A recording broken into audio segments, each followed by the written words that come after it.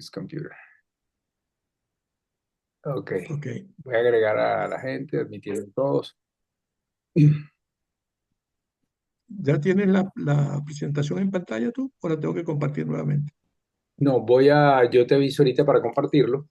Voy a compartir la parte inicial primero, la de la bienvenida. Ok, perfecto.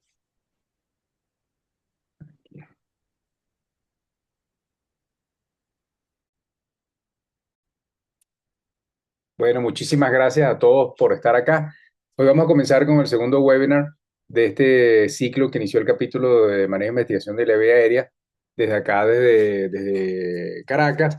Y en esta oportunidad vamos a estar tocando un tema muy interesante y que está dentro de los temas que nos han solicitado que toquemos, que es acerca del paciente quemado. En esta oportunidad el capítulo se acompaña de los amigos del capítulo de trauma de la Sociedad Venezolana de Anestesiología, y este está siendo aportado por el Servicio de Anestesiología del Hospital Central de Maracay, aquí en Venezuela.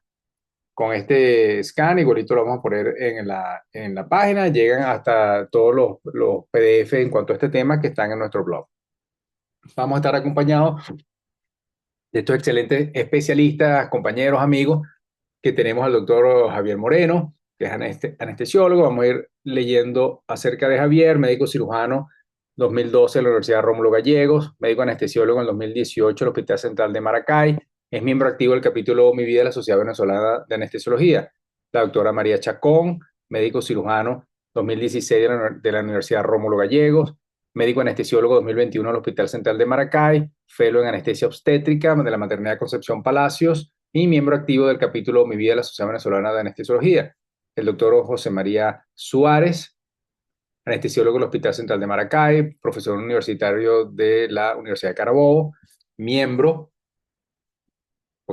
miembro de los capítulos de trauma y docencia de la Sociedad Venezolana de Anestesiología y doctor en ciencias de la educación.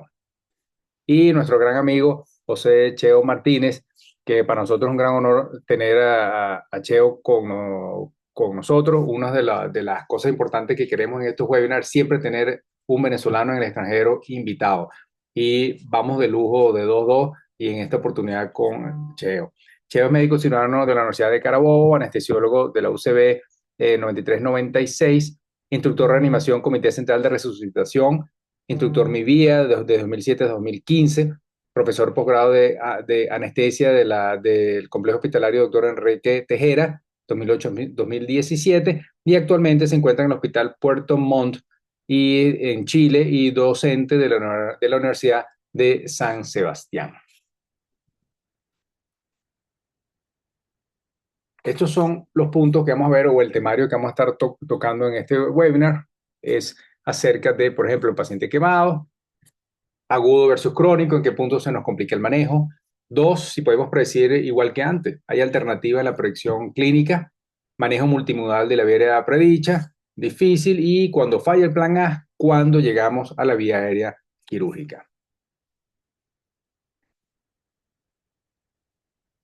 Vamos ahorita, ya les voy a enseñar un poquito acerca del video, ya que al mismo tiempo estoy haciendo admisión de la gente. Vamos a ver un video del caso clínico, ¿ok?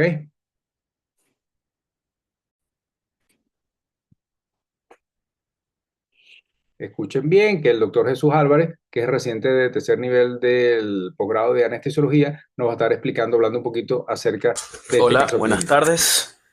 Continuando con el caso clínico, bridas retráctiles o cicatrices retráctiles, también mencionadas en alguna literatura, son complicaciones posterior a quemaduras, manejadas por el servicio de cirugía plástica. Sin embargo, al estar en cara o cuello, representan un reto para el abordaje de la vía aérea, siendo de gran interés para el anestesiólogo por ser vías aéreas difíciles predichas. Soy el doctor Jesús Álvarez, residente del tercer nivel del Hospital Central de Maracay, y les presentaré el caso del anónimo que llamaremos Jan Vega, siendo un masculino de 43 años de edad solicitado por el Servicio de Cirugía Plástica por diagnósticos preoperatorios de bridas retráctiles en comisura labial para realizar comisuroplastia bilateral. Tiene como antecedentes patológicos quemaduras de segundo y tercer grado en cara, cuello, tórax, requiriendo hospitalización e intervenciones quirúrgicas como escarectomías y limpiezas quirúrgicas. Tiene el examen físico preoperatorio pertinente positivo de vía aérea, una apertura oral menor de 3 centímetros, test de mordida clase 3, protrusión mandibular menor a 0, Malampati no evaluable, distancia tiromentoniana 5 centímetros, distancia esternomentoniana 10 centímetros, Bell-Hausdorff clase 2, circunferencia cervical mayor a 40 centímetros. Resto del examen físico dentro de límites normales y paraclínicos, motivo por lo cual se realiza una evaluación complementaria con ecografía de la vía aérea con transductor lineal y convexo, visualizando estructuras y se obtiene un grosor de lengua 6.2 centímetros, volumen de lengua de 110 cc, una distancia iomental extendida que dio como resultado 4.8 en relación a la iomental neutra 4.3, piel ioides 1.2 centímetros, piel epiglotis 2.8 centímetros, obteniendo resultados positivos para una potencial laringoscopia difícil. El plan A.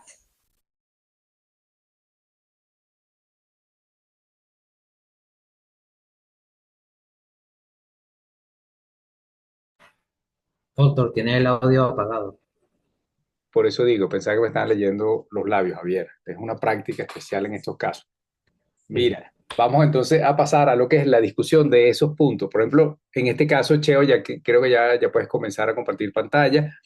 Este, ¿Crees que es bueno el uso de relajantes para intubación endotraqueal en el paciente que tenga, por ejemplo, en este caso, una cicatriz retráctil?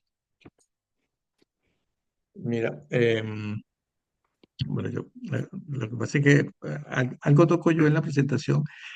eh, Realmente es una de las cosas que más se ha discutido, ¿no? Ok, yo creo que, bueno, no sé cuál va a ser el abordaje, yo tengo mi idea acerca de qué hacer con este paciente, evidentemente, pero hay un problema con los relajantes musculares, específicamente en el paciente con cicatriz retráctil, que es que el relajante te puede inclusive hasta dificultar el procedimiento que tú vayas a hacer para manejar la vía aérea.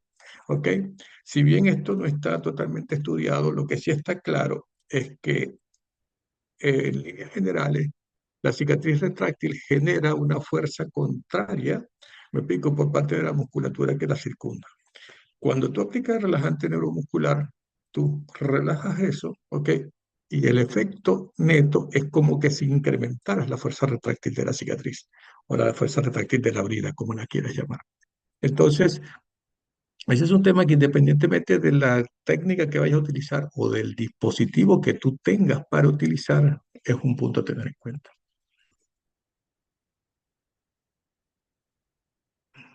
¿Se escuchó? Sí. Sí, sí, perfectamente. Que Ya. justamente es lo que a veces nos indica, ¿no? De que no, ahora vamos a empezar a relajar a todo el mundo, pero justamente hay que individualizar cada paciente y Ya. cada patología y cada presentación. Ya. Adelante, Cheo, ya es todo tuyo tú. Bueno, bueno, de verdad quiero darle las gracias a Juan Carlos y a todo el equipo de Mi Villa por la invitación. Es un honor para mí estar aquí con ustedes. Una foto de mi ciudad Valencia, ¿ok? Siempre Ciudad Valencia, ¿ok? Y bueno, vamos a tratar el tema del paciente vía aérea con el paciente quemado. Vamos a esbozar muy ligeramente para que sea lo más práctico posible las dos condiciones, el paciente quemado agudamente, el paciente quemado crónicamente. Voy a ampliar esto un poco. Ok, ya, muy bien. Eh, la hoja de ruta va a ser valorar, prácticamente valorar y manejar la vida en el paciente quemado agudo y en el paciente quemado con la brida retráctil. Los objetivos serían caracterizar los aspectos más importantes de la vía aérea en este tipo de pacientes, discutir las alternativas de manejo y tratar de diseñar un plan de trabajo. Muy bien. La vía aérea en el paciente quemado tiene algunas cosas, ¿no? Y dentro de estas cosas que tiene, perdón, es que es solamente uno de los problemas, ¿ok? Todos sabemos acá que el paciente quemado da para congresos, ¿ok? Entonces, el paciente quemado agudo, me refiero, tratar de discutir la fisiopatología, eh, del paciente quemado, porque no es solamente un problema que se le presenta al anestesiólogo, son 7 problemas diferentes con fenómenos de termorregulación totalmente alterados, hemodinámica alterada, mecánica ventilatoria, etcétera. Entonces, es, es demasiado, demasiados problemas en un solo paciente. Vamos a enfocarnos en este caso en el problema de la vía aérea en el paciente agudamente quemado, agudo, y eh, eh, eh, pues, mucho molemente, ¿no? La fisiopatología, bueno, variación directa, hay lesión química, edema, inflamación, etcétera. Y la clínica de este paciente agudo, básicamente siempre se ha dicho que paciente, es un paciente que si tú ves que hay indicios de quemadura de la vía aérea, la vía aérea debe ser abordada lo más rápidamente posible. En el 2016 salió la- las guías clínicas de la ISPI, de la Sociedad Internacional para el Manejo del Paciente Quemado. Y en estas guías, pues se decía que si bien es cierto que el esputo con hollín, este puto negro con ceniza, etcétera, el paciente con la voz ronca, el vello facial o las vibrisas quemadas pueden ser eh, indicativos de vía aérea quemada, si bien son sensibles, son poco específicos, ¿no? Y se ha dejado algunas condiciones en las que sí o sí tú tienes necesariamente que partir intubando a este paciente. ¿Ok? Dentro de esa, por supuesto, paro cardiorrespiratorio, que el paciente se vea fatigado, que no levante la oximetría independientemente del flujo que tengas, etcétera. Eh, pero no necesariamente, bueno, y esto ya es más para manejo posterior, no necesariamente porque pues, evidentemente cuando le vayas a enfrentar tienes que intubarlo, no necesariamente este paciente tiene que estar, mantenerse en ventilación mecánica. Muy bien, a esto es a lo que nos enfrentamos cuando un paciente está agudamente quemado. Esta es una mujer, ¿ok? Que luego de un intento de autólisis quedó bajo esta condición, ¿ok? Se le hizo un manejo, en este caso, en agudo, despierta, perdón, con manejo de conciencia a niveles de sedación, por decirlo así, ¿ok? Y se le hizo con eh, ventilación espontánea, una intubación nasal a través de fibrobroncoscopía. Esta es otra de las cosas que se nos van a presentar, ¿ok? En el paciente con la vía aérea. Fíjense que claramente aquí hay edema de las partes blandas eh, que evidentemente dificultan la manipulación con laringoscopía. Este paciente fue hecho con videolaringoscopía de acuerdo al reporte del caso. Ok, entonces, el paciente en agudo, despierto, dormido, ¿cuál dispositivo uso? Siempre la respuesta más sencilla. La respuesta más sencilla es depende. Depende de qué, de lo que usted tenga a la mano, ¿ok? Depende del nivel de colaboración del paciente, porque recuerden que este paciente agudo muchas veces llega con alteración del estatus mental, y es imposible que colabore para hacer la técnica despierto. O sea, el nivel de colaboración cero de muchos de estos pacientes, aparte del dolor y de todos los demás problemas que en este momento están en ese paciente. ¿Cuál dispositivo utilizar? Nuevamente, la respuesta mágica va a depender de lo que usted tenga. ¿Ok? Va a depender de lo que usted tenga. Eh, lo que sí necesariamente es que usted tiene que hacer algunas pocas cosas para tratar de hacer este procedimiento lo más seguro posible. Tiene que estar claro en qué es lo que tiene. Usted siempre es algo, esto siempre nos lo decía el doctor Márquez, ¿no? Cuando estaba dando nuestros primeros pasos en esto de vía aérea. Siempre evalúa qué es lo que tiene como arsenal, como material médico. ¿Okay? Prepara tu plan. Porque no hacemos nada diciendo, bueno, vamos a hacerle un video, VLC, videolaringoscopia a este paciente. Si tenemos un solo videolaringoscopio para el hospital, está ocupado en ese momento, etcétera. ¿Ok? Siempre Proxigen, esto es una cuestión que nunca vamos a terminar de decir y bueno, y siempre recordar alternativa de front of attack, el acceso eh, frente al cuello, el acceso de la vía quirúrgica, de lo cual el doctor Suárez va a hablar después con mayor detalle. ¿Ok? Vamos al otro paciente, que es el paciente que nos presentaron, y que, bueno, más o menos lo manejé como paciente con cicatriz perioral, mento cervical o de todo el contexto de lo que puede ser cara y cuello, ¿ok? En este paciente, sí, el mayor problema del anestesiólogo es la vía aérea. ¿Ok? Se supone que este es un paciente que ya está estabilizado bajo condiciones médicas y clínicas superiores a cuando llegó en agudo. Casi siempre la cirugía tiene que ver, de hecho, con debridar estas cicatrices, etcétera. ¿Ok? Y en este paciente hay que tener varias cuestiones. Primero, evidentemente, la distorsión notable, como lo dice la diapositiva, de la anatomía. Y saber que debajo de la glotis también puede haber otro problema. ¿Ok? Puede haber estenosis subglótica como complicación de la lesión térmica, de la injuria inhalatoria por quemadura que puede haber tenido este paciente. Entonces, esta es una de las cosas más importantes que tenemos que tener en cuenta a la hora de enfrentar a este paciente. ¿Ok? Hay un punto en el cual se va a hablar mucho más de lo que es los hallazgos que se pueden tener. Siempre, siempre desde el punto de vista clínico tenemos que hacer varias cosas, explorar la boca, explorar las fosas nasales, hacer evaluación cuidadosa de cicatriz y de grado de retracción, utilizar la mayoría de los equipos de la... Recuerden que este es un paciente de cirugía electiva, de, de diagnóstico de imágenes que podamos tener. Y hay algo que resulta importante, que es determinar el patrón de la cicatriz, porque usualmente la cicatriz genera este efecto de retracción y tira hacia su lado, hacia el lado, es decir, ipsilateralmente a esta retracción, a la vía aérea o a los componentes que están subdérmicos dentro en el área de cuello.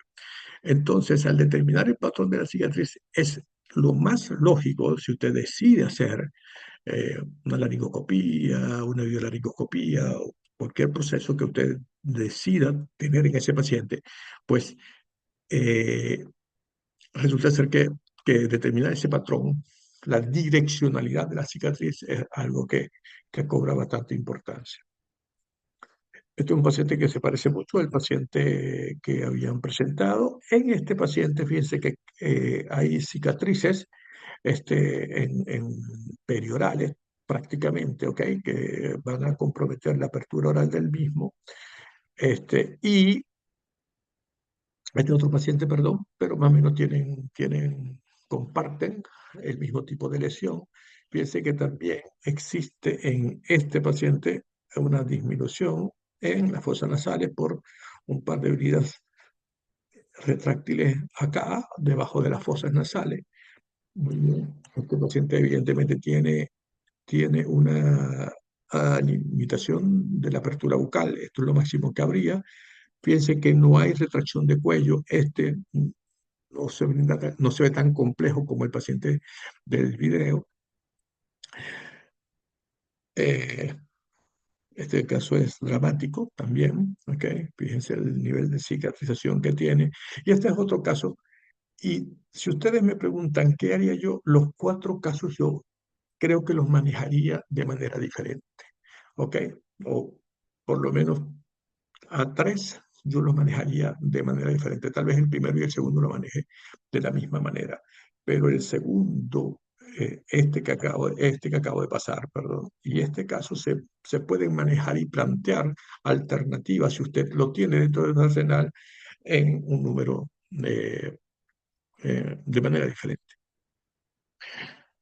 Entonces, ¿cómo lo enfrento? ¿Y qué puedo utilizar? Las mismas respuestas. Pero también va a depender mucho de lo que acabamos de ver, de cómo está la lesión, de qué hemos diagnosticado, de qué nos dicen las imágenes, etc. ¿Ok?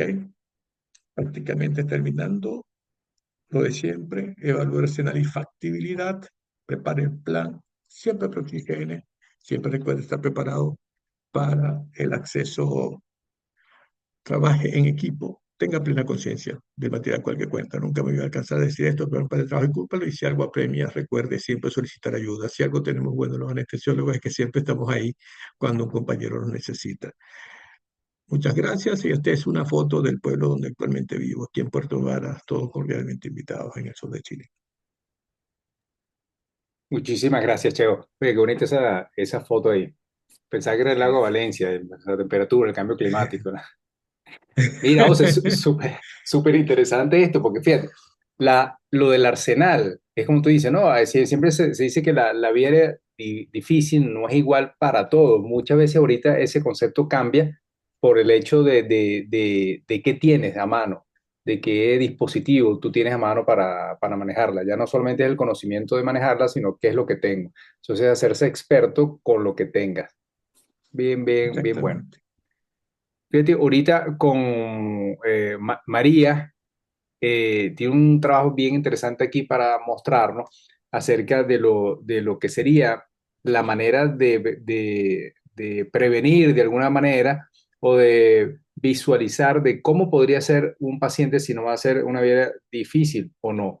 Tenemos las partes clínicas, las mediciones clínicas, pero actualmente cada vez hay más herramientas que nos ayudan a mejorar esa predicción. No sé si María está lista. Sí, por aquí, doctor, ya voy a compartir la pantalla. Chévere.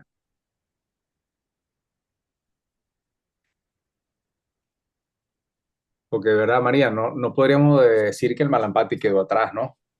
Y ya, y nos Por supuesto olvidamos de que eso. no, por supuesto que no, ya vamos a hablar sobre eso. Eh, Mira, mm, mientras tú lo pones aquí, quiero darle gracias a todos los que se están conectando ahorita. Cualquier pregunta la pueden ir haciendo por el chat y la vamos a leer al final. Y en el chat van a quedar grabadas. Y si no, por la comunidad Mi Vida del WhatsApp también la pueden colocar. Pero aquí el chat está abierto para las preguntas y las hacemos al final. em, Ahí se ve ¿Se ya, ve María. mi presentación? Ok. Sí, ¿En modo perfecto. presentación se logra ver o todavía No, dale lo que llaman la copita. Ahí, eso.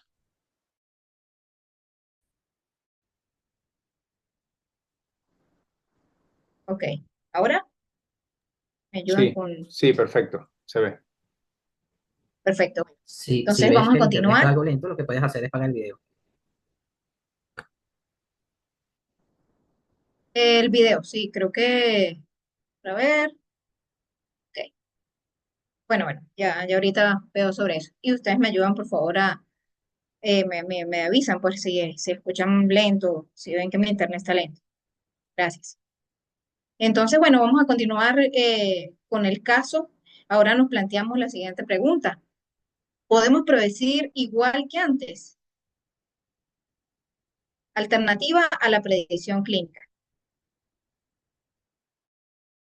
Y es que la capacidad que nosotros tenemos para evaluar la vía aérea previa a la intubación es una habilidad muy valiosa que se puede realizar o que se debe realizar de manera detallada, pero a veces, en algunos casos, de forma rápida y precisa, ¿ok? Con el objetivo, pues entonces, es de poder nosotros obtener indicios de una posible vía aérea difícil.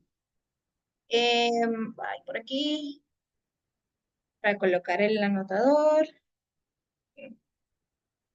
Disculpen, no. Ok. Bien, con esta imagen vamos a mostrar entonces una paciente con una obesidad, ¿verdad? Tiene una apertura bucal de clase 3. No podemos ver, pero la lengua probablemente presenta macroglosia, probablemente también no sea un Malampati 1 y la circunferencia cervical se encuentra aumentada. Con el siguiente paciente, pues observamos que este es el caso en cuestión, pues presenta una distorsión anatómica de su vía aérea debido a la presencia de una brida retráctil que se presenta en cara y cuello debido o secundario a las quemaduras, ¿ok? Entonces aquí ya tenemos dos pacientes con características claras de una potencial vía aérea difícil. Si continuamos con esta imagen, pues aquí vemos una paciente que pues a simple vista no pareciera presentar predictores positivos, quizás algo de micronadia, pero en más adelante vamos a hablar sobre el caso de ella. En el 2022, Carcetti y colaboradores publicaron el siguiente metaanálisis, el cual el objetivo fue evaluar si la vía aérea, si la ecografía de la vía aérea superior, pues con ella se podía predecir una laringoscopía difícil, ¿ok? Es importante resaltar que pues la población de interés eran pacientes sin evidencias claras anatómicas de vía aérea difícil en el examen clínico estándar. Y en este estudio se resaltó que una minoría de pacientes clasificados como vía aérea fáciles serían inesperadamente difíciles de manejar. Y aquí se utilizaron una gran cantidad en este metaanálisis de predictores ecográficos, ¿ok? De distancias, pero la distancia pues de piel epiglotis fue pues la más extensamente estudiada en la literatura y esta parece ser o parece la más segura para predecir una laringoscopía directa difícil. De hecho, los pacientes que presentaron una distancia de piel epiglotis mayor, pues presentaban grados de Coleman-Lehay más elevados. Entonces, la recomendación actual es la combinación de pruebas validadas, así como estaba diciendo el doctor Núñez, no dejar atrás el examen clínico, ¿ok? Porque estos son pruebas validadas y con la combinación de ecografía de la vía aérea nos ayudaría de forma correcta a descartar razonablemente una vía aérea difícil o por el contrario confirmar y prepararse para el abordaje seguro de la misma, ¿ok? Bien.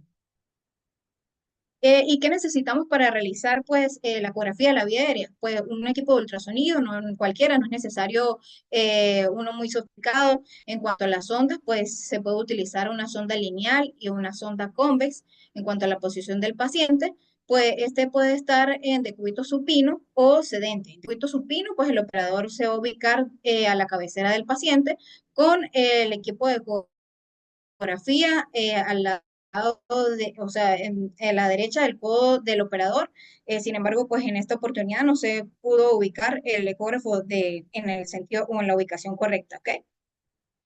Continuamos con esta imagen y aquí les voy a mostrar pues las 5 vistas que se utilizan para evaluar la vía aérea superior. Sin embargo, pues específicamente cuando se realiza por el por qué se realiza el examen de ecografía aérea en ese paciente, no es necesario utilizar todas las vistas, sino una sola para responder una pregunta en específico.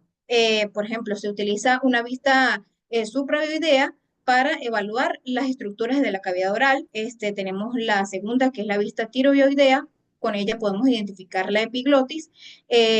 Con la vista tiroidea podemos evaluar la función de las cuerdas vocales. Con la vista cricotiroidea, pues de esta manera identificamos la membrana cricotiroidea y con la vista supraesternal, con ella pues vamos a confirmar la correcta colocación del tubo endotraqueal.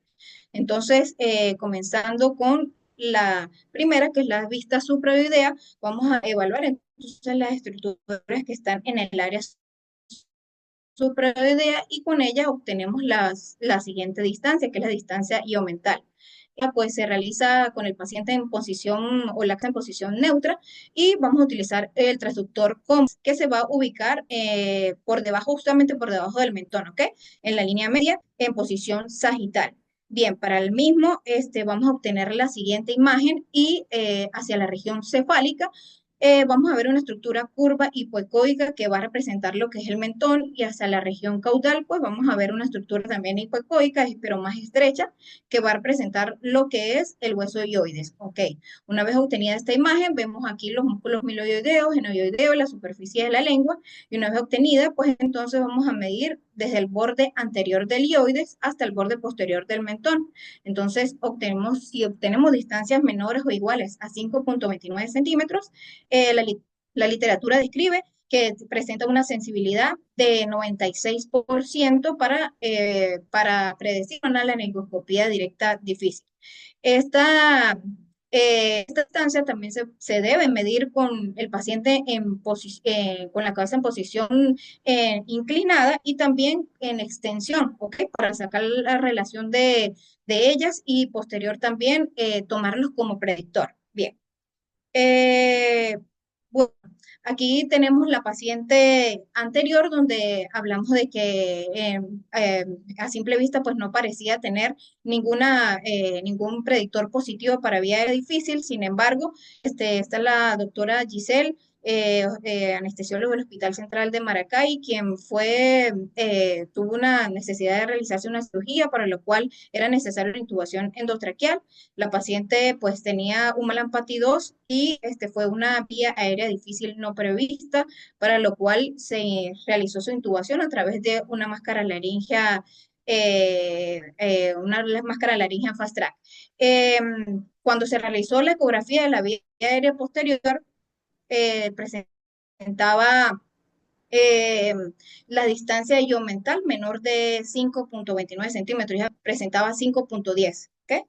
Entonces, es importante también no tener también presente los pacientes que no parecieran, ¿ok? Que no parecieran tener predictores positivos. Bien, con esta vista también se puede tomar o obtener otra distancia, que es el grosor de la lengua. Para el grosor de la lengua, pues obtenemos la misma vista, vamos a medir desde la piel hasta la superficie de la lengua, y si obtenemos medidas o distancias mayores de 6.1 centímetros, también se predice la laringoscopía difícil con una sensibilidad ya de 76, ¿ok? La siguiente vista es la vista tiroidea, para la cual pues vamos a identificar lo que es la epiglotis. Con esta identificación de la epiglotis, pues vamos a obtener la distancia piel-epiglotis. Para la misma, pues entonces tenemos un paciente en decúbito supino con la cabeza extendida, y utilizamos ya ahora un transductor lineal que se va a ubicar en la posición o en la línea media en sentido transversal, ¿ok? ¿Dónde se va a ubicar el transductor? Pues se va a ubicar entre el ioides y el cartílago tiroides, es decir, a nivel de la membrana tiroidea. Entonces vamos a obtener, pues entonces la vista de o la identificación de la epiglotis como una imagen semicircular hipoecoica ligeramente móvil, ¿ok?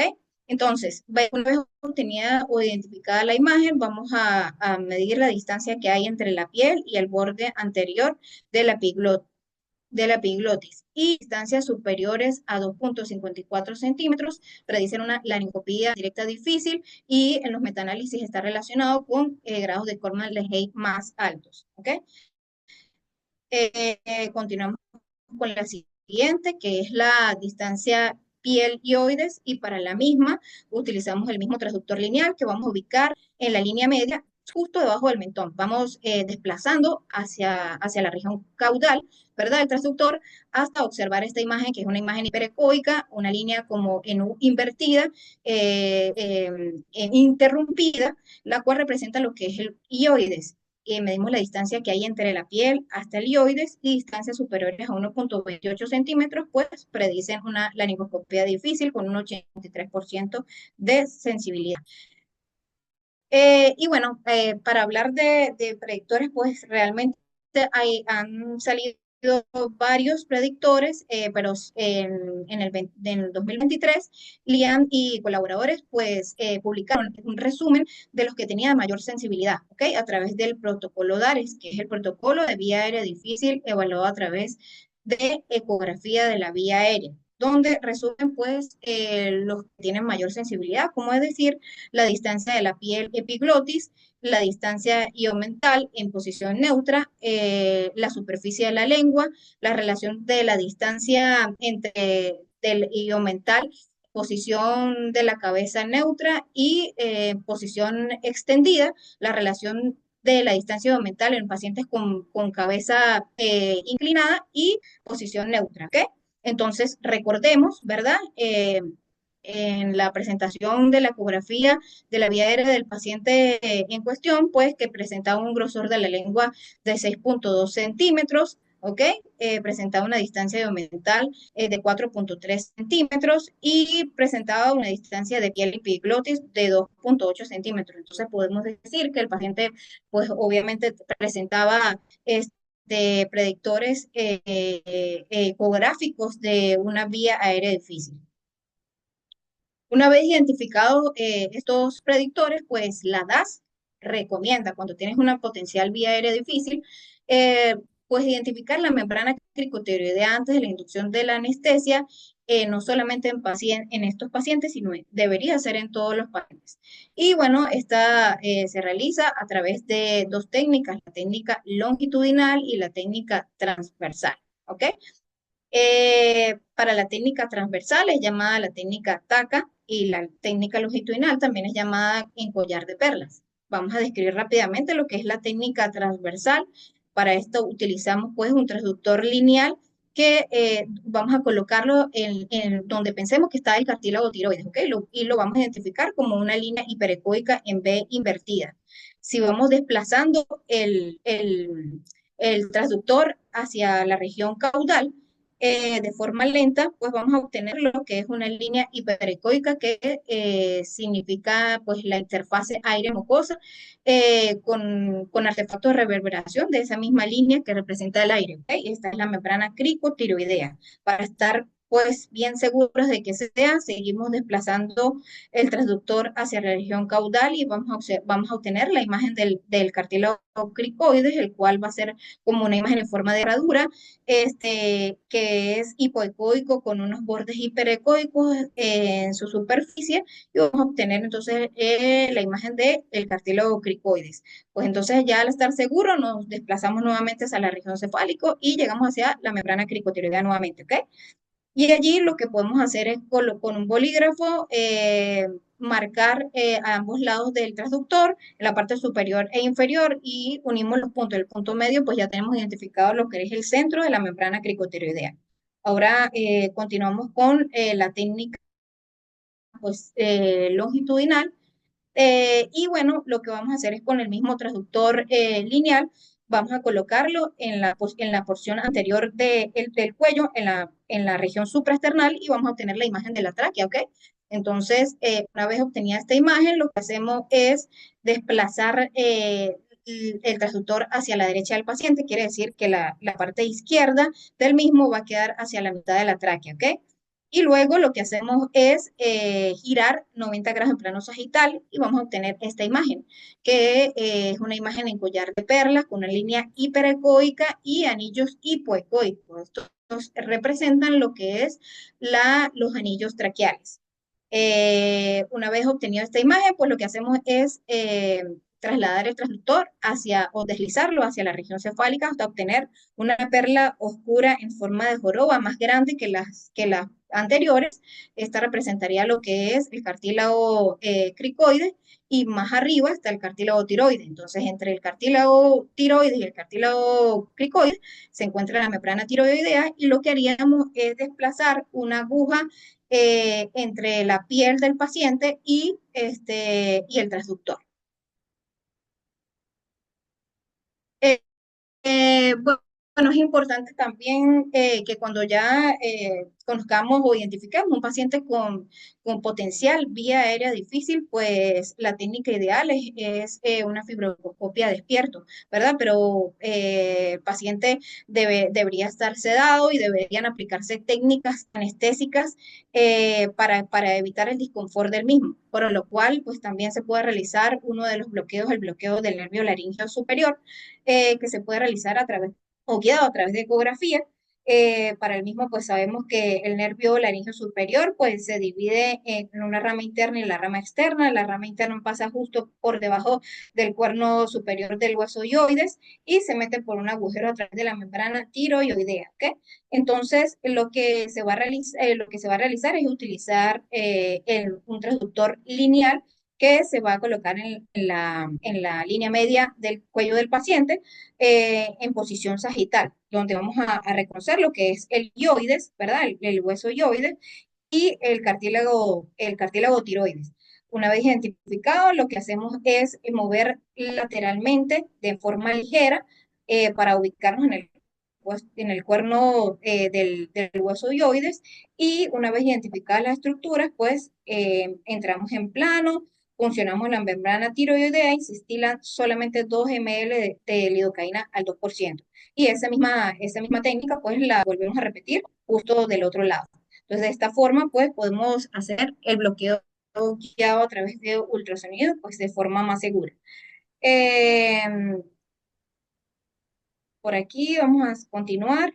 Cuando el paciente tiene un cuello corto o es obeso, pues se puede realizar no en posición sagital, sino siempre en posición transversal, como se hizo en el paciente que se está presentando. Y bueno, muchas gracias por aquí. Tenemos el QR para que puedan escanear y puedan obtener la bibliografía que fue utilizada para esta presentación. Excelente, María. Fíjate que la ultrasonografía como tal es como tú dices, llegó para quedarse una herramienta demasiado útil y como tú la manejas y lo enseñas muy bien en los talleres, es súper importante que todos tengan a la mano esa herramienta para ir poco a poco perfeccionándose. Mira, yo quería enseñar un trabajito bien interesante justamente en pacientes quemados. ¿Qué es? Porque justamente qué es lo que nos ayuda la, Muy aquí, bien. ¿verdad? ¿Qué es lo que nos ayuda el ultrasonido? El paciente llega con la quemadura, en este caso fue una descripción simplemente de un paciente que inhaló humo, ¿no? En un incendio. Y aquí lo que ven es la diferencia el grosor de la tráquea, fíjate que el ultrasonido, la sonda puesta en sentido transversal, como se ve aquí, y cómo a los 2 días después con un tratamiento, cómo ha disminuido ese edema y nos ayuda mucho justamente a monitorizar cómo va evolucionando esa situación con la cual llegó el paciente en el momento, ¿verdad? Ahorita vamos a pasar con Javier, que justamente es cuando ya fíjate, estamos diagnosticando el paciente, ya tenemos el paciente bien diagnosticado, situado en lo que vamos a realizar y vamos a proceder ahorita a lo que es el manejo de la vía aérea como tal. Y hay un manejo multimodal, Javier, ¿no? Ya puedes ahí compartir. Ah, estás compartiendo ya, chévere. Ya que estás con el micrófono apagado. Ok, listo. Sí, Listo, a ver. sí se ve. Sí se ve.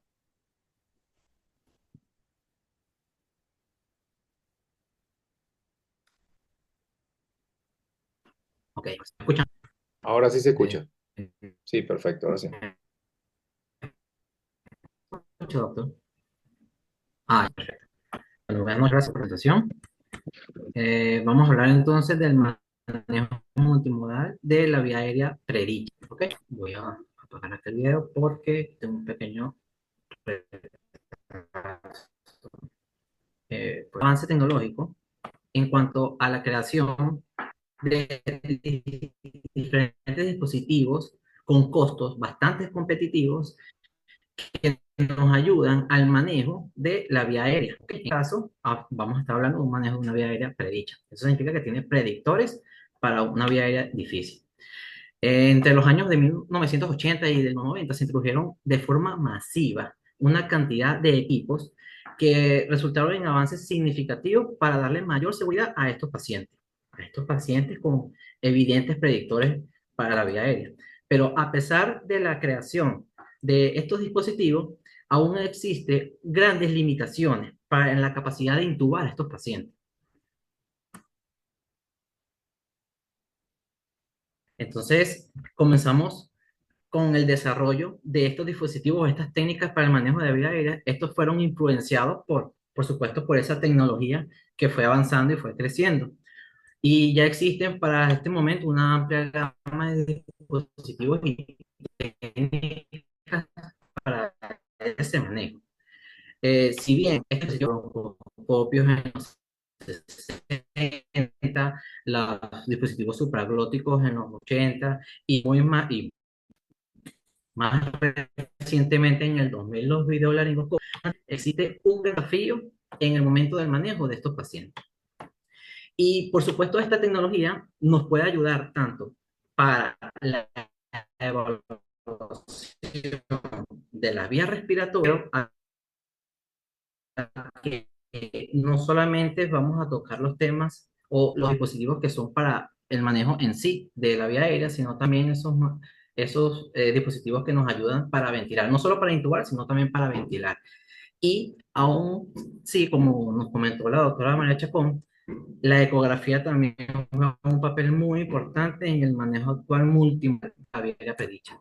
Entonces, ¿qué es el manejo multimodal de la vía aérea? No es más que una estrategia que combina diversas técnicas y herramientas para asegurar una ventilación adecuada y segura en pacientes que requieren asistencia respiratoria. En lugar de depender de una sola técnica o un solo dispositivo, este enfoque integra múltiples recursos para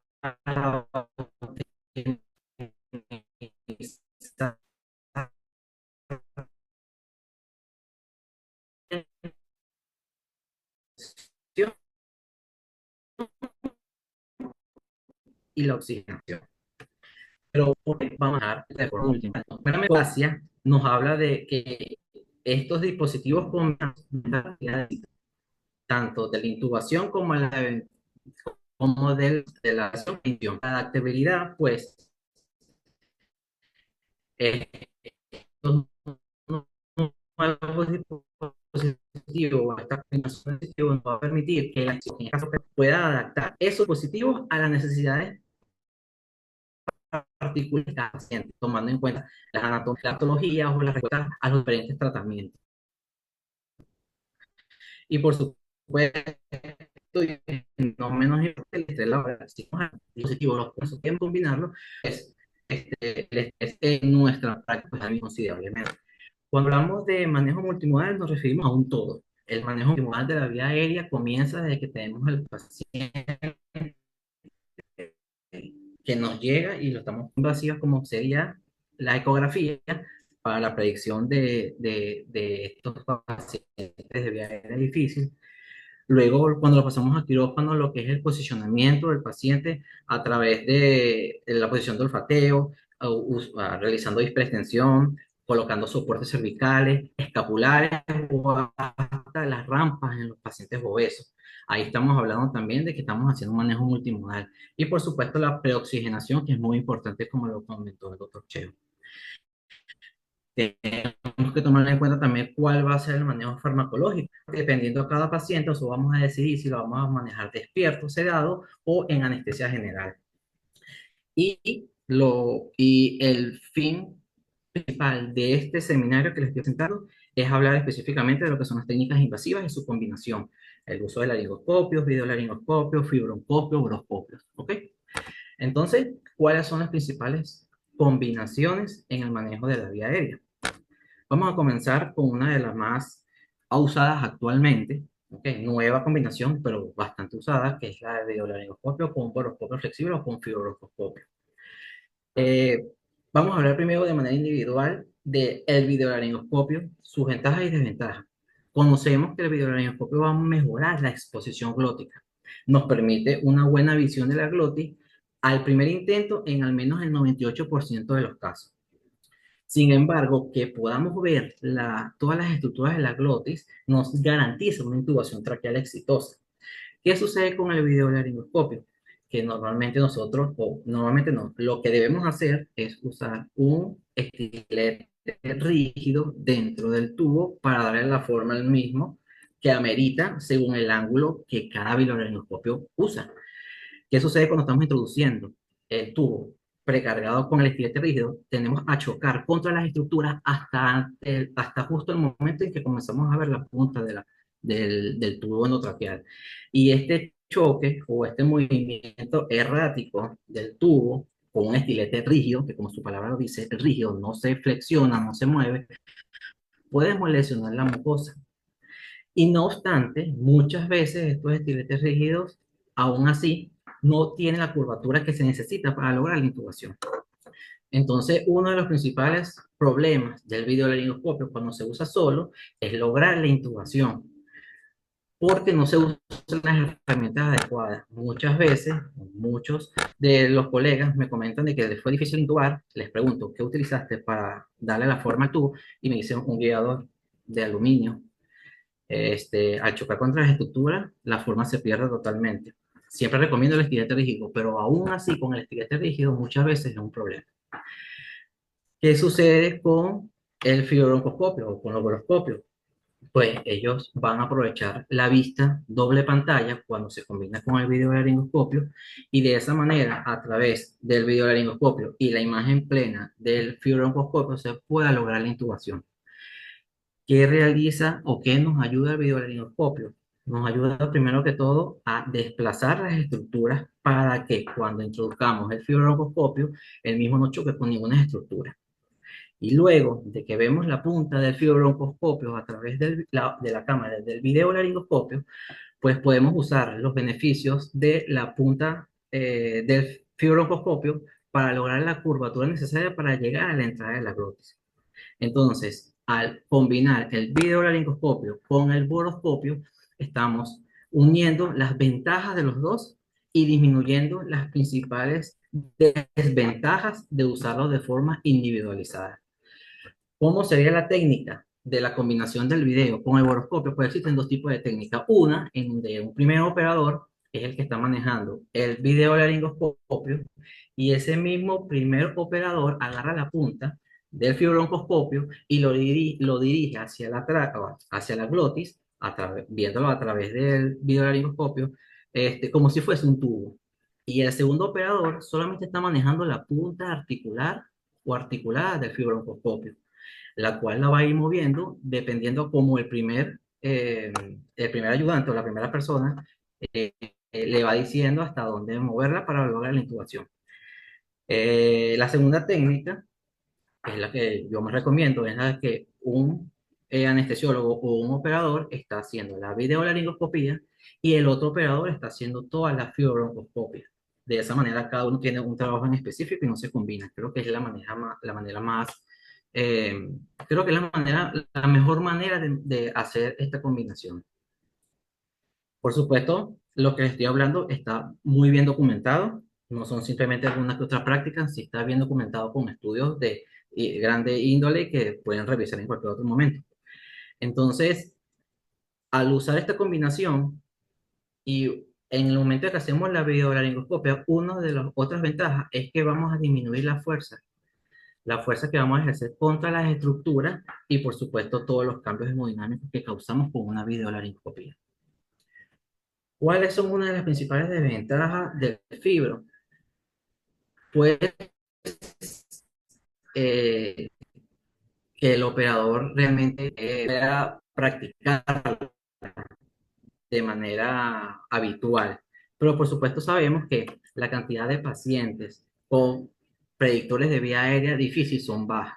La disponibilidad del equipo es frágil cuando hablábamos de fibrobroncoscopios que son de fibra óptica. Eh, También tomamos en cuenta lo que es el riesgo de las enfermedades infecciosas y la transmisión del mismo. Pero por supuesto, a medida que va pasando el tiempo, todo esto va disminuyendo, todos estos riesgos van disminuyendo y con el advenimiento de esos fibrobroncoscopios de un solo uso, que son fibrobroncoscopios que pasaron a ser realmente boroscopios, pues permitió de que se pudiese, que los residentes, antes de graduarse, pudiesen formarse mucho mejor en el acto mismo de lo que es el manejo de la vía aérea a través de un fibrobroncoscopio o un boroscopio. Este centro de simulación que ven aquí en la pantalla de la empresa CarStore se encuentra en Alemania, pues es uno de los mayores que existen en este momento. Ellos permiten simular vías aéreas difíciles a través de tres vistas, una vista 3D, que es la número uno, y las otras dos vistas que ven hacia los lados, una vista de tomografía y una vista de resonancia magnética, en la cual al mover el fibrobroncoscopio, todas estas estructuras se va a ir viendo cómo va entrando y sí, cómo se va dirigiendo la punta del fibrobroncoscopio en las tres vistas. Otra de las combinaciones sería la del fibrobroncoscopio, o en este caso boroscopio flexible con un dispositivo supraglótico. No se recomienda la intubación traqueal a ciegas a través de una máscara laríngea. Y estas recomendaciones están bien validadas o muy bien validadas por la ASA y por la DAS. Esta técnica se maneja de dos tipos de formas, ¿ok? Luego de la inserción de la máscara laríngea, se puede utilizar un guiador que tiene en su extremo distal abierto por donde se puede pasar el fibro y se pasa de manera directa tanto el fibro como el guiador. Y la técnica más usada sería en este caso, luego de introducir la máscara laríngea, se introduce simplemente el fibro a través de la luz para ventilar a este paciente. También muy bien documentado bibliográficamente. Otra de las combinaciones que no son muy usuales, pero que también existen, muchos quizás no se recuerdan de la mascarilla tipo Le Matafur, ¿ok? Una mascarilla que, bueno, en mi posgrado la hicimos en su momento porque no existía. Era una máscara facial en donde en un extremo le colocábamos un guante, le habíamos un orificio y por allí se pasa el fibro y otro orificio en la parte lateral donde se conectaba el ventilador, la máquina de anestesia o el circuito, ¿ok?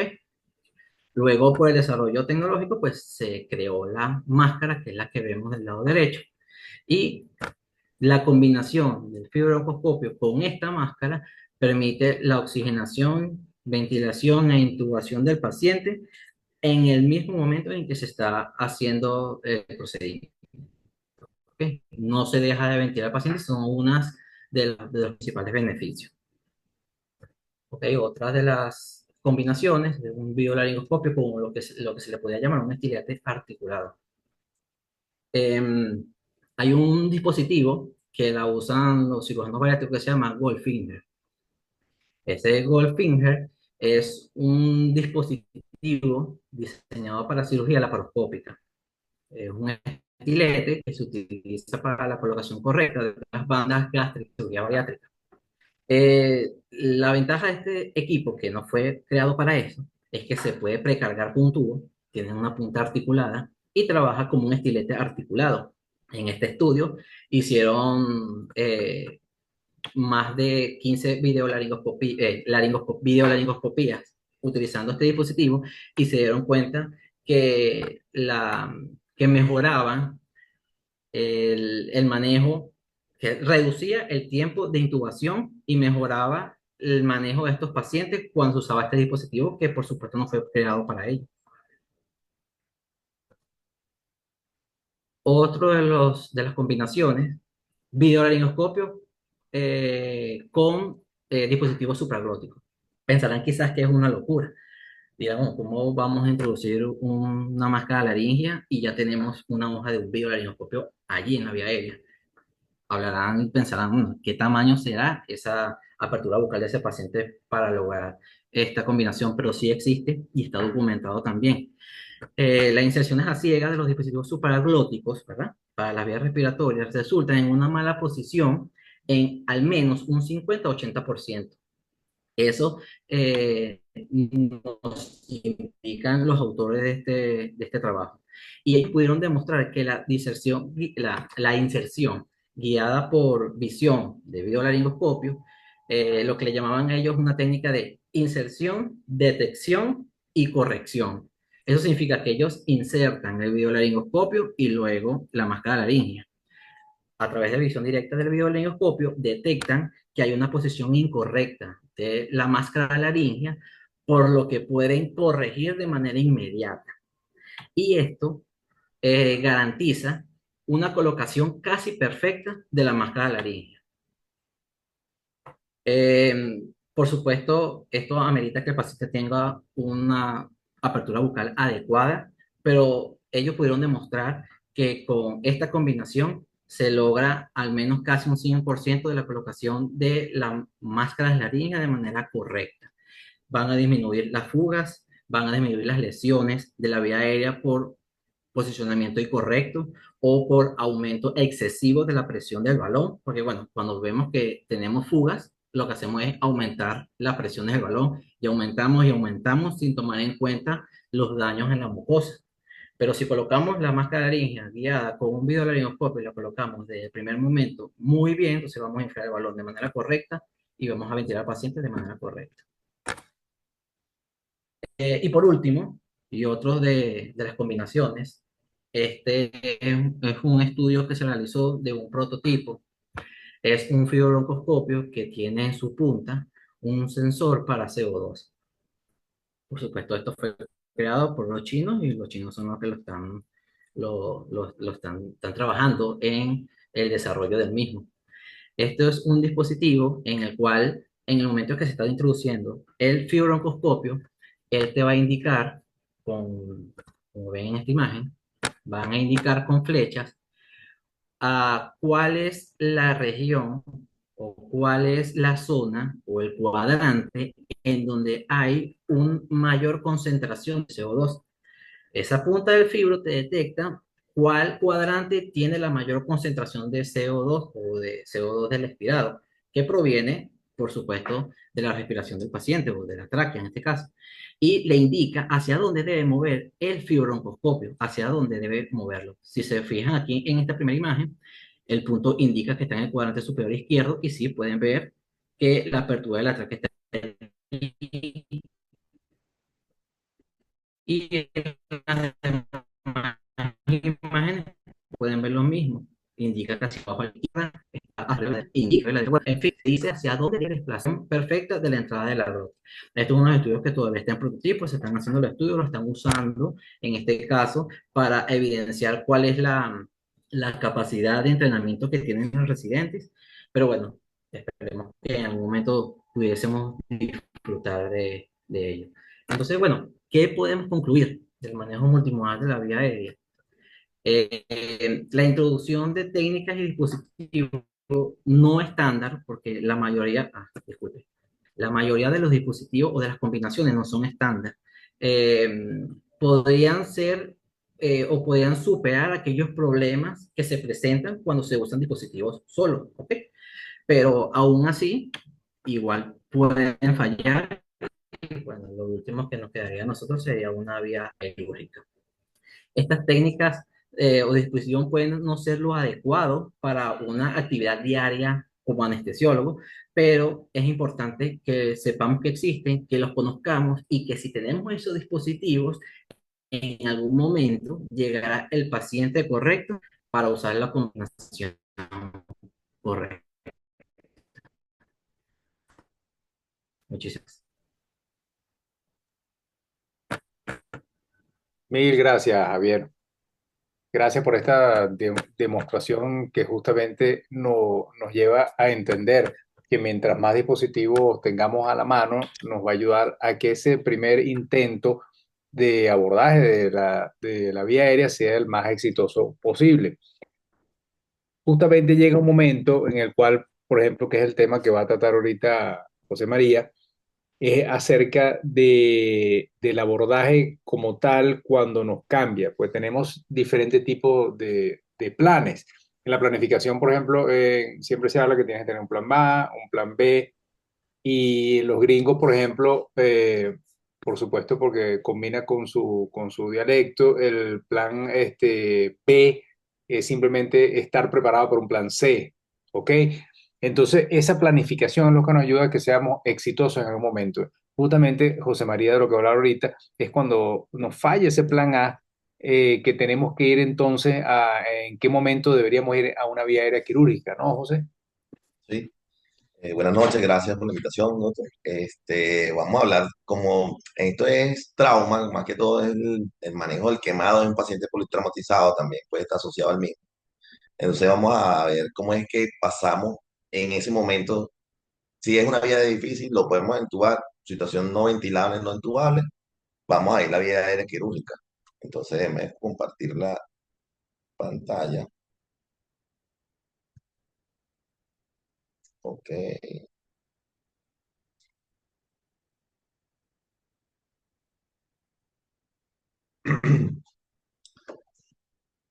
Ok, entonces cuando el plan A falla y empezamos a pensar, a hablar de lo que es el rescate quirúrgico, entonces nos viene a la mente, son tres situaciones bien específicas.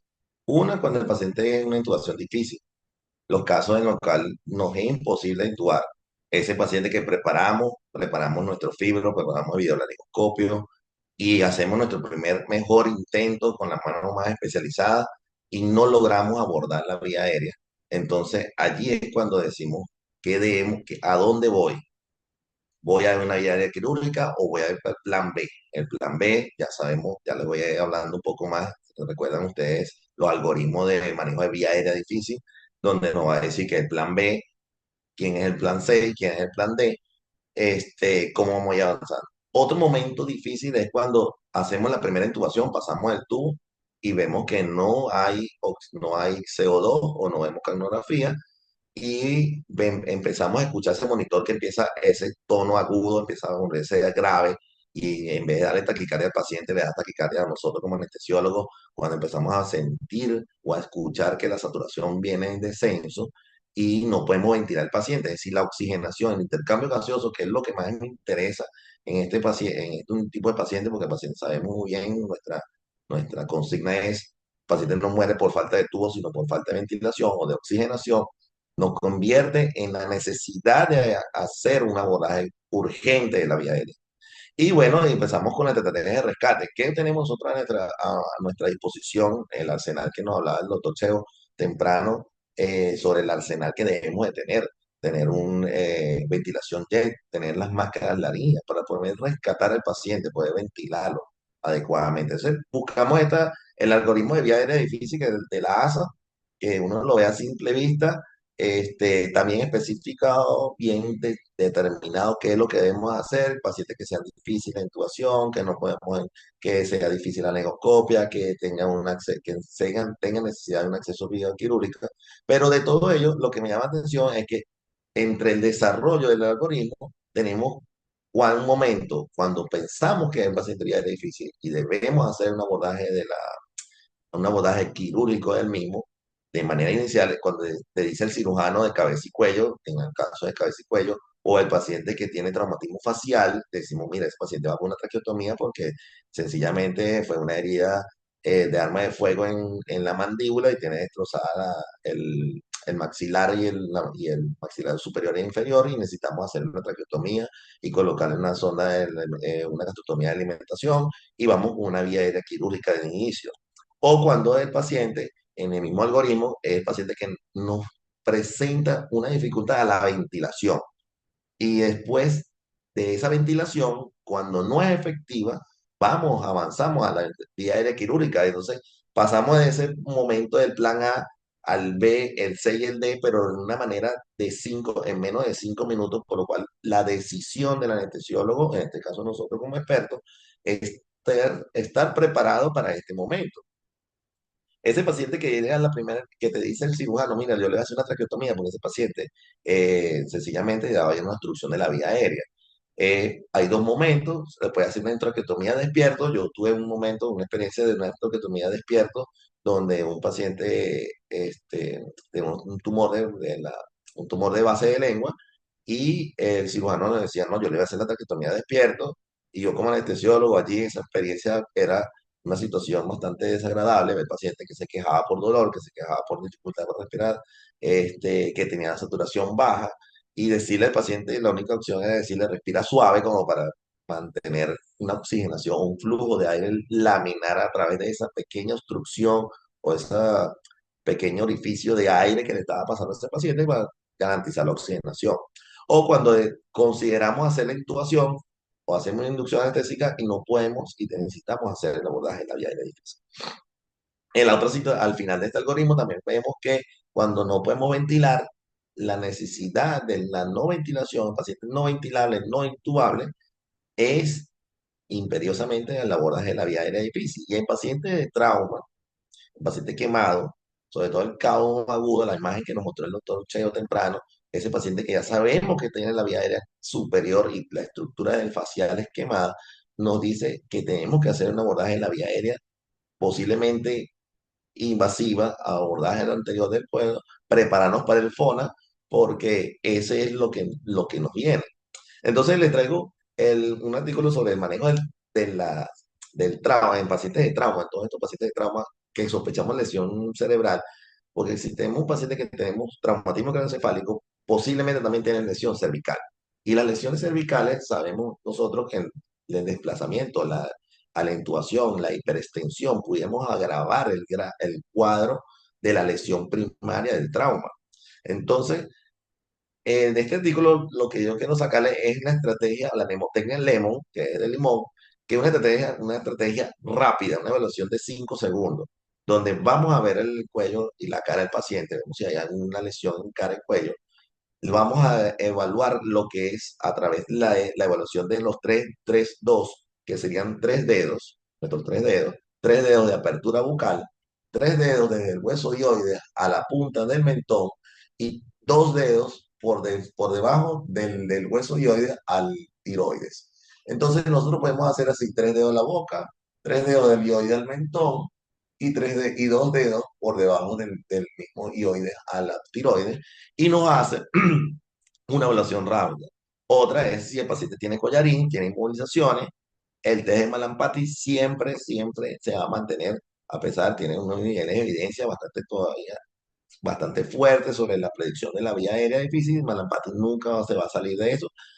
Además, si el paciente tiene sonido de obstrucción de la vía aérea, tiene ese estridor característico del paciente que tiene obstrucción de la vía aérea, o sencillamente el paciente llega con un collarín o una inmovilización cervical en una tabla espinal y no podemos hacer inmovilizaciones porque ciertamente tiene una fractura cervical y no podemos hacer extensión del cuello. Entonces, imagínense si una intubación con un paciente con un collarín o con un paciente que tiene fracturas de cervicales y que necesitamos hacer el abordaje de la misma, pero sin lesionar las cervicales.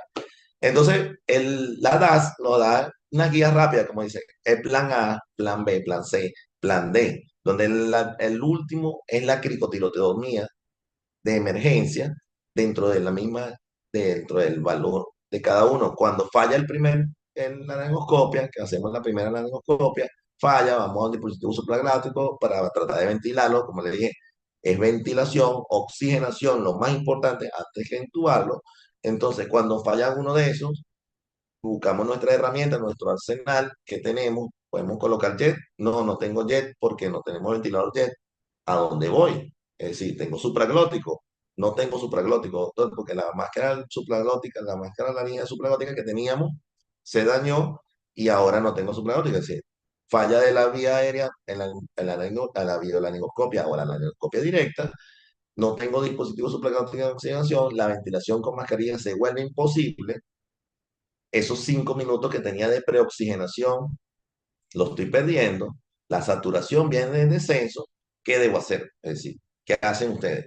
¿Qué es lo que debemos pensar en que debemos de iniciar la cricoterotomía? Pero antes yo siempre, la DAS te da como las herramientas, el FONA, lo que hablaba el doctor Cheo temprano, que el FONA es prepararse y aprender a identificar las estructuras anatómicas. Entonces vemos en la imagen que nosotros debemos palpar a nuestro paciente y identificamos nuestro cartílago tiroides así como con sus dedos índice y pulgar y índice, bajamos hacia lo que es el cartílago tiroides, identificamos la membrana cricotiroidea. Siempre digo a todos los alumnos y a todos los residentes, tóquense la membrana cricotiroidea, identifíquense la de ustedes y por cada paciente que evalúen, identifiquen, así no sea vía aérea difícil, para que se familiaricen con esa sensación de ese policía acostado, que yo siempre te lo digo así, ustedes se palpan y cuando llegan allí a ese hueco y ese policía acostado, ese es el cricoide y esa es la membrana cricotoridea, esa es la que tienen que identificar. Porque el FONA describe muy rápidamente a través de un escalpelo o un bisturí número 10, palpamos la membrana cricotoridea, entramos perpendicular a la piel, hacemos un giro del bisturí de 90 grados, pasamos una guía rígida o una bujía a través de la dilatación que produce el bisturí y a través de la técnica de Seldinger pasamos un tubo a través de la misma. Esta técnica funcionó en un paciente con un bocio sumergido que se convirtió en una vía de difícil en no prevista porque era un bocio sumergido, pero cuando no se logró entubar y empezó a una situación, se estaba ventilando y después se convirtió en una situación no ventilable, no entubable, se tuvo que hacer una vía aérea quirúrgica y la técnica de Seldinger a través de la froba de la bujía fue la única técnica que nos ayudó a la intubación del mismo. En esta guía de manejo del paciente con trauma espinal del 2024, hacen una revisión de grandes de las guías, de tanto de la DAS, de la Asociación de Anestesia, la Asociación Británica de Ortopedia, de Anestesia y de Ortopedia, la Sociedad de Cuidado Intensivo, la Sociedad de Neuroanestesia y Cuidados Críticos. Agarraron todos estos centros, todos estos algoritmos y empezaron a hacer una evaluación de lo que es las recomendaciones, la guía de recomendaciones sobre el uso de abordaje de la vía aérea quirúrgica, cuando llego a la vía aérea quirúrgica, y me llamó la atención fue que casi que todas las recomendaciones son de razones débiles con un grado D, un grado C, pero la que me llamó la atención fue que en esas guías de ahorita del 2024 está incluyendo lo que nos habló María al principio, que nos habló de las guías del el uso de de la ecografía para determinar la membrana quicotiroidea, que aquella imagen que nos mostraba María, que colocamos el traductor en forma transversal al cuello y hacíamos un giro de 90 grados en forma longitudinal, identificar el cartílago cricoide y la membrana cricotiroidea, nosotros hacer la marca en la piel, es decir, aquí está la membrana cricotiroidea antes de la cirugía,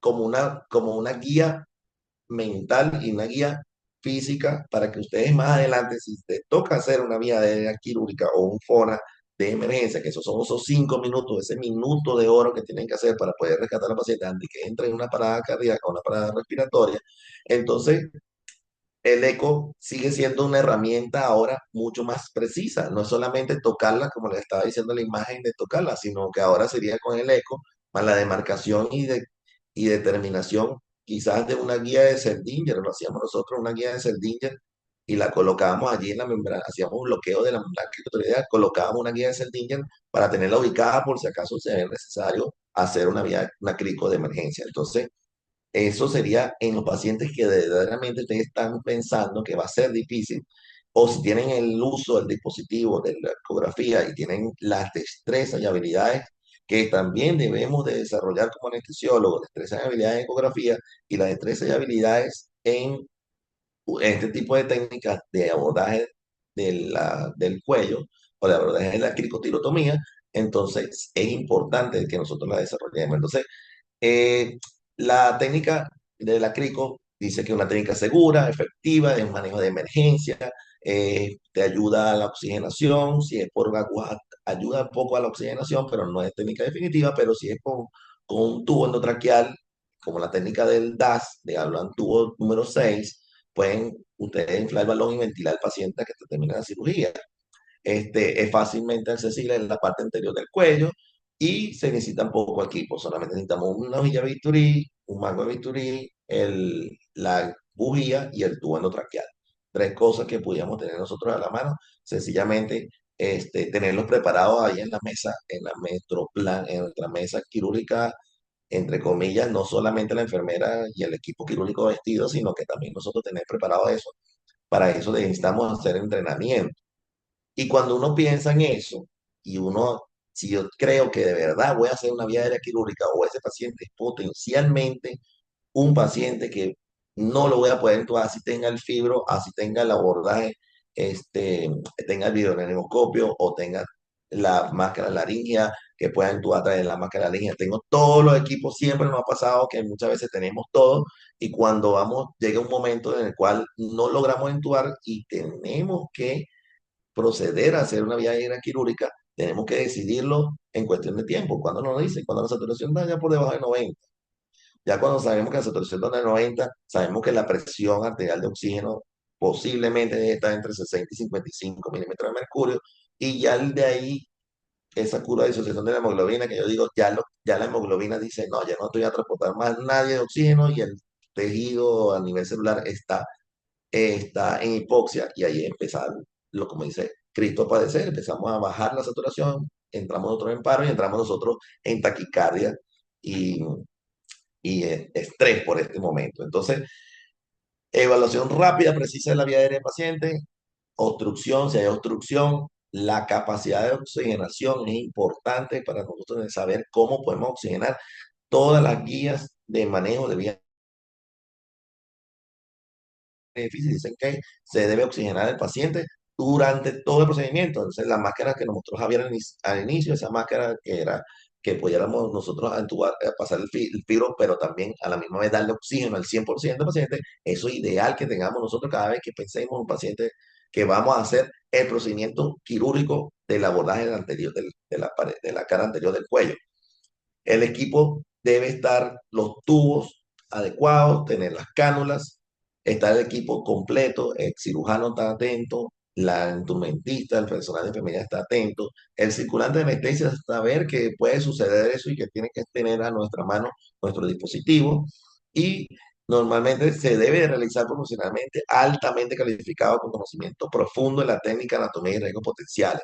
Es decir, nosotros debemos hacer entrenamiento práctica. Tenemos simuladores de cricotirotomía que tenemos y practicamos nuestros posgrados y a veces simuladores artesanales que nos ayudan a sentir la sensación de romper la membrana cricotiroidea, de hacer sentir el vacío, de hacer las técnicas de intubación retrógrada a través de estos simuladores y al desarrollar las habilidades, las destrezas. Nuestros residentes deberían empezar a hacer las habilidades y destrezas de cricotirotomía y los especialistas mucho más, porque resulta que en una mesa quirúrgica, cuando llega allí, al anestesiólogo, al que le dicen, vamos, aborde.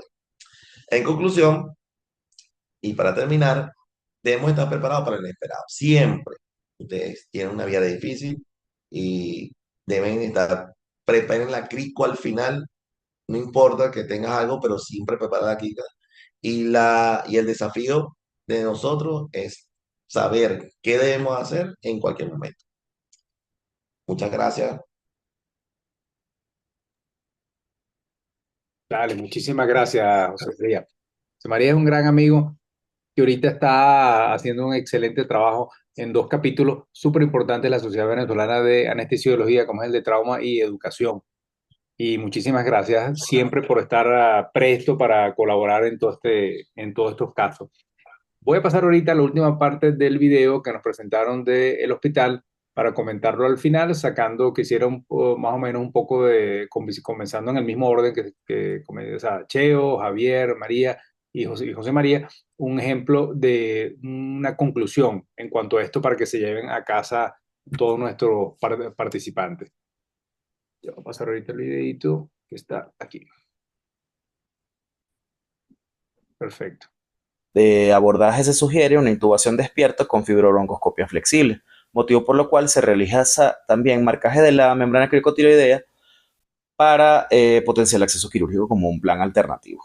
En premedicación se realiza bloqueo de membrana iotiroidea con lidocaína 2% en volumen de 3 cc bilateral para bloqueo del nervio laríngeo superior, más puff de lidocaína al 10% para mejorar el confort del paciente. Se realiza también la dilatación de la fosa nasal izquierda con lidocaína al 10%, oximetazolina y dilatador hasta colocar un dilatador número 9.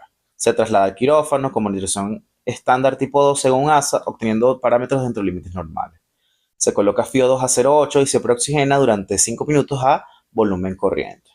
Más oxigenación apneica a 5 litros minuto. A través de bigote nasal se administra midazolam y fentanilo, se obtiene un RAS menor de 3, se realiza bloqueo transtraquial con lidocaína 3 cc al 2%, se deja el catéter de con número 18 y se realiza la fibrobroncoscopia. Visualizando estructuras nasales y glóticas, se progresa hasta carina y se introduce tubo nasotraqueal número 7.5 sin ninguna restricción.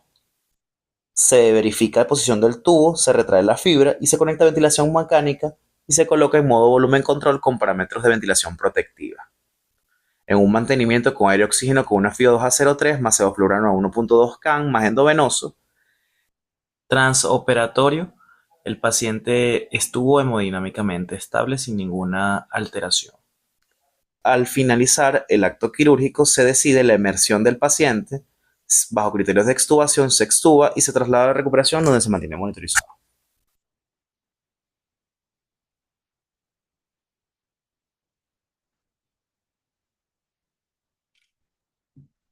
Listo, ese fue el caso Voy a decir, con un final feliz, un happy ending ahí perfecto, porque se ve que estuvo súper bien planificado. Quería saber tus impresiones, Chevan, con respecto a esto, y qué nos podemos llevar a casa todos. Bueno, yo creo que este caso clínico ejemplifica lo que se debería hacer. ¿Ok? Un paciente para una cirugía electiva, estas cirugías todas son electivas, eh, dispones de los medios diagnósticos, o sea, dispones de la clínica, ellos hicieron evaluación clínica, hicieron evaluación diagnóstica por ultrasonido, ¿ok?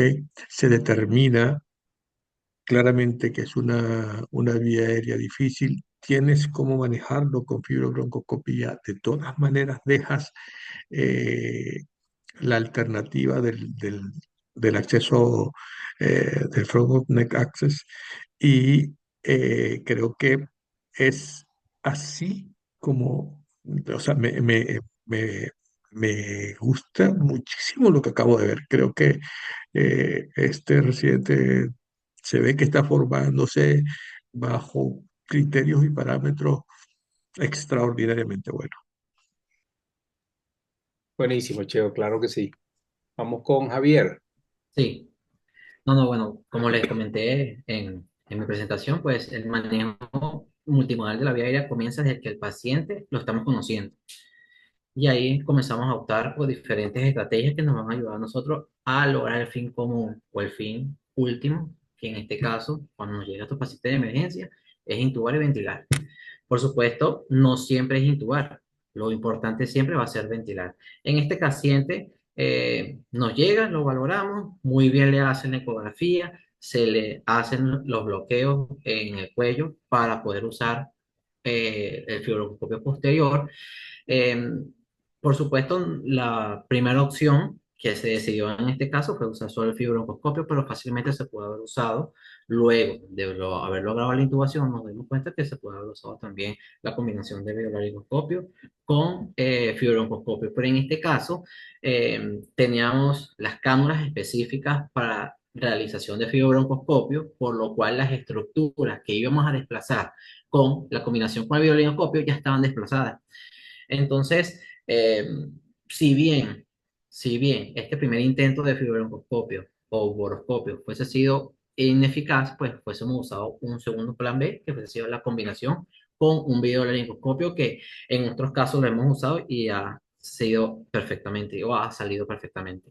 Y por supuesto, como dijo el doctor Cheo, la ventilación nunca se puede dejar. Por esa razón, el residente decidió mantener, como siempre se mantienen todas las fibras, una ventilación amnéica con bigote nasal, lo cual es lo ideal. Claro, por supuesto, lo ideal sería con una ventilación de alto flujo, pero bueno, si no la tenemos, podemos usar fácilmente una ventilación amnéica con bigote nasal, aumentando el volumen o el flujo de PIB. Excelente. María, ya déjame quitar. Estás con mute. Ah, Está en mute. no, en mute le Sí, dicen donde bueno, en Táchira. En Mérida por ahí dicen mute. Mute eso era una bebida, vale. señor, ¿Verdad? así es. La bebida argentina, Este, mate. mate Ah, bueno, el también. mate también. Bueno, fíjese, doctor, que conociendo el resultado final del abordaje de este paciente, pues nos damos cuenta que vamos por buen camino, ¿no? Estamos actualizándonos y esto es lo importante, de saber qué opciones tenemos, ¿ok? Y cómo se debe manejar un paciente tan complicado como el que se presentó. En la parte de ecografía, pues todavía aquí existe como personas que se sienten como limitadas para empezar y yo pues les digo o los invito a que empiecen, agarren su equipo, el que tengan en su institución y empiecen a hacer ecografía, realmente no de vía aérea, sino de toda parte del cuerpo y que para nosotros es algo, o sea, una herramienta demasiado útil. Y para la ecografía de la vía aérea, pues es bastante, o sea, o la curva de aprendizaje es bastante pequeña, Incluso hay algo tan importante que la literatura demuestra que la membrana cricotiroidea en una situación de emergencia, o sea, tú puedes localizarla en un paciente con predictores o una obesidad que no puedas hacerlo de manera de un examen clínico, la puedes identificar de manera tan rápida que hasta en 30 segundos en caso de una emergencia. Entonces, es bastante útil y lo que hay es que empezar, pues empezar, dejar el miedo y empezar. Exactamente. Soltarla para que arranque. José María. Ok, bueno, me parece, bueno, todo lo que hemos hablado el día de hoy, desde el primer momento del manejo inicial del paciente hasta lo más prepararse para una vía aérea difícil, en este caso fue realizado, pues. Y eso nos dice que estamos enfocados en ese norte, ¿verdad? El residente, la formación de nuestros posgrados, están enfocados en que deben entrenarse en ecografía, que es lo que dice María, que tenemos que, no es fácil, la curva es corta, agarren el traductor y hagan su eco y también estar preparados que cuando tengan allí, tienen una bujía, tienen un bisturí, una bujía bisturí, una bujía y un tubo 6 o 5.5 para que estén preparados para el abordaje de la vía aérea. Entonces, son tres herramientas que están a la disposición y son sencillas de utilizar. Y por lo menos en este caso en particular, lo pensaron todo, es decir, buscaron todos los algoritmos, o pensaron en el algoritmo completo y se fueron cada uno de los detalles, no dejaron espacio, como dice, espacio en blanco para que no fuera a ocurrir, ¿no? Gracias a Dios, como que dice, al primer intento de una a una, pero a veces nos ha tocado que empiezas con el primero y vas con el segundo, ahora vamos con el tercer intento y al cuarto intento por allí, cuando llega algún especialista con más experiencia, con mayor habilidades y destrezas desarrolladas, es el que logra entubarlo. Entonces, es hacer la curva de aprendizaje y el entrenamiento de esas habilidades técnicas y no técnicas también, porque las no técnicas son hasta más importantes en este caso del manejo de la vía aérea difícil. Exactamente. Famosas ants, las hormiguitas, que en eso es sumamente importante. Uno manejar bien sus habilidades no técnicas. Eso también engloba en todos los beneficios al final para el mismo paciente, pues. No sé si alguien de los que están ahorita conectados quiere hacer una pregunta, quiere levantar la mano o escribirlo en el chat.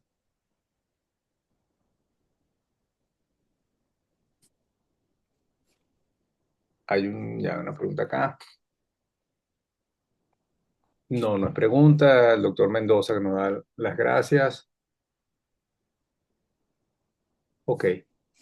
Un mensaje que quieran dar en 3 palabras para que todos participen. Ya tenemos un caso clínico ya para el año que viene, será en febrero, marzo, de la Universidad del Zulia, que creo que es el Hospital Central de Maracaibo. Ya nos los van a mandar y lo vamos a ver pronto. Un mensaje, Cheo, una vez más, muchísimas gracias por tenerte aquí, por este gran apoyo que para nosotros es sumamente, vamos a decir, es fundamental, porque estamos tratando de mantener este nivel de educación, rompiendo un poquito la barrera de estar todos metidos en un solo hospital, sino estamos organizando el evento de que todos los hospitales hacen en un saloncito, pero tratar de llevarlo a nivel nacional por lo menos 1 o 2 veces al trimestre, ¿no? Bueno, sí, no, de verdad que me parece excepcionalmente bueno lo que están haciendo.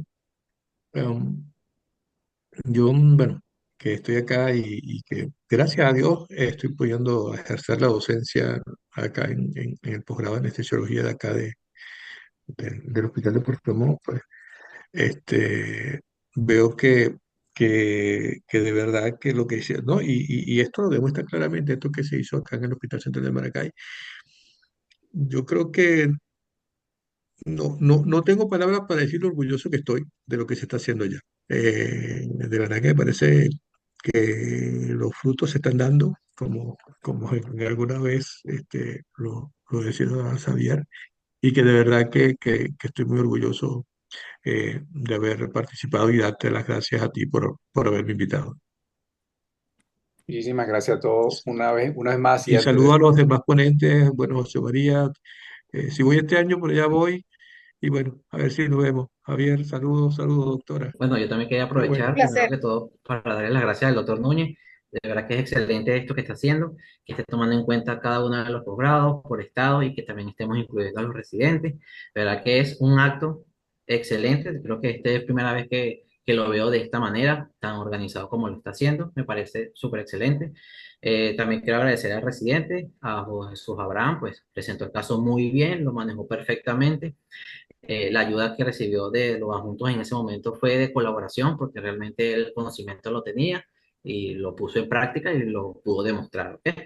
Y bueno, asimismo, invitar a todos aquellos que deseen conocer más, saber más y tener mayor conocimiento sobre el manejo de la vía aérea y ecografía, pues este grupo de Mi Vía y el grupo de trauma estamos a la orden. Y en cuanto al doctor Cheo, bueno, fui parte también de, usted fue parte de mi formación, aunque quizás no se recuerda de mí, pero bueno, en muchos de las presentaciones y los seminarios y las jornadas que se hicieron en Valencia, pues mi promoción y en su momento acudimos muchísimos para allá y usted era quien dirigía esas cátedras allá. Así que también muchas gracias por haber aceptado esta invitación, por estar con nosotros y bueno, estamos a la orden por aquí en lo que necesite. Muchas gracias a todos. Feliz noche.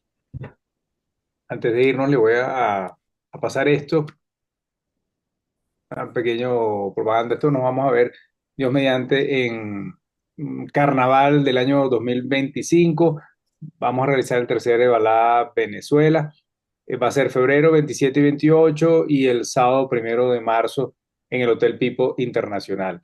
Por ahora no están abiertas las inscripciones, pero sí está abierta la posibilidad de que guarden la fecha y la partes. Van a estar invitados no solamente nacionales, sino internacionales. Unos van a estar a través de Zoom, como es habitual en un Evalá, pero todos los nacionales van a estar en vivo. Vamos a contar presencialmente con el doctor Marco Tulio Echeverría, y por Zoom en vivo con la doctora Karen Hackberg. Va a ser un gran honor tenerla a ella y tener, por supuesto, al doctor Marco Tulio en vivo. Bueno, muchísimas gracias una vez más por su conexión. Bueno, y lo esperamos en el tercer webinar ya el año que viene. Muchísimas gracias. Que estén muy bien. Luego. Gracias. Gracias, Saludos a doctor. todos. Buenas noches. Buenas noches. Buenas noches. Buenas noches.